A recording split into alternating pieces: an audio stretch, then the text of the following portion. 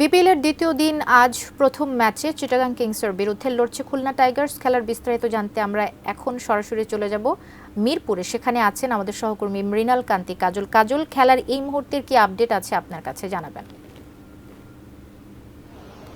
কবিতা, আসলে আপডেট এই মুহূর্তে যেটা আছে যে খুলনা টাইগার্স ব্যাট করছে এবং এক উইকেট তাদের পড়ে গেছে, তবে তাদের স্টার্টিংটা অনেক ভালো হয়েছে এবং তারা একটা বড় সংগ্রহের দিকে এগিয়ে যাচ্ছে।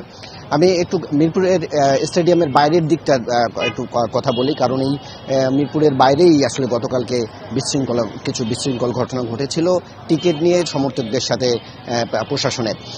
সেই দিকটা যদি আজকে বলতে চাই, তাহলে আজকের দিনে এইরকম গতকালকে যেরকম একটা চাপ ছিল টিকিট নিয়ে দর্শকদের মধ্যে, সেই চাপটা আজকে নেই। আজকে একেবারেই হালকা পাতলা এখানে দর্শকরা দু একজন করে আসছেন এবং গেটে প্রবেশ করছেন। এবং গতকালকে যে আসলে উদ্বোধনী ম্যাচ ঘিরে যে একটা উত্তেজনা এবং উদ্বেগ থাকে, সেটা যেমন গতকালকে ছিল, সেইটা কোনোটাই আজকে নেই। আজকে একদম সবকিছুই স্বাভাবিক। এবং আমরা কয়েকজন দর্শকের সাথে কথা বলেছি, তারা আমাদেরকে যেটুকু জানিয়েছে যে গতকালকে টিকিট প্রাপ্তি নিয়ে যে একটা প্রবলেম ছিল, সেই প্রবলেমটা কিছুটা কমেছে এবং অনলাইনে সার্ভার ডাউনের একটা সমস্যা ছিল, সেই সার্ভার এখন অনেকটাই সচল এবং টিকিট দর্শকরা পাচ্ছেন এবং সেই টিকিট নিয়ে প্রবেশ করছেন।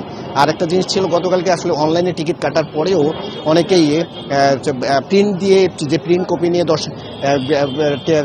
প্রবেশ মুখে সিকিউরিটিদের দেখাচ্ছিলেন, সেই টিকিটটা আসলে বাতিল করা হচ্ছিল। সেই প্রবলেমটাও আজকে নেই। আজকে আসলে ব্রেকফাস্ট, টিফিন কিংবা স্ন্যাক টাইমে মজাদার আয়োজন মানে অল টাইম ব্রেড। সব ধরনের সমস্যাই সমাধানের কথা বলা হয়েছিল গতকাল। বাংলাদেশ ক্রিকেট বোর্ড থেকে বলেছিলেন, বিসিবি সভাপতি ফারুক আহমেদ উনি বলেছিলেন, উনি তার সব দায় নিজ কাঁধে নিয়েছিলেন এবং তিনি বলেছিলেন যে যত দ্রুত সম্ভব সেই সমস্যাটা সমাধান করা হবে। হয়তো আজকে সেই সমস্যাটা পুরোটাই সমাধান হয়নি, কিছুটা হয়তো সমস্যার সমাধান হয়েছে এবং সেই সমস্যার সমাধানের কারণেই হয়তো আজকে খুব দ্রুতই দর্শকরা খুব দ্রুত ঢুকতে পারছেন এবং টিকিট হয়তো কাছাকাছি পেয়ে যাচ্ছেন। কবিতা, আসলে দর্শকদের যে ভোগান্তি, সেই ভোগান্তি কাটিয়ে উঠছে এবং সেই বিপিএল শুরুর পর থেকে এই ভোগান্তি আরও সহজ হোক এবং দর্শকরা খুব সহজেই মাঠে গিয়ে খেলা দেখতে পারুক, সেই প্রত্যাশাই থাকবে।